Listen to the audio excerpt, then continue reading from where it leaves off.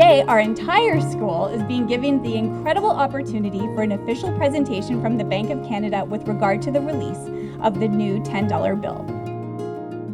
Viola Desmond lived from 1946 to 1965 in Nova Scotia. She was a human rights activist. Viola Desmond was thrown in jail in 1946.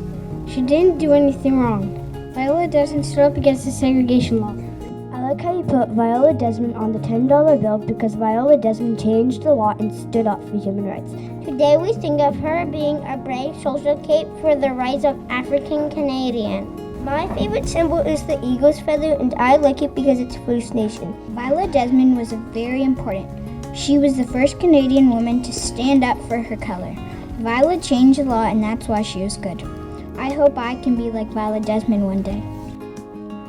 So what I would like to do is present on behalf of the Bank of Canada this large $10 bill to the class and to the school for recognizing the new $10 bill, more importantly recognizing the story behind the new $10 bill, the human rights and the social justice. So I'm going to hand this off.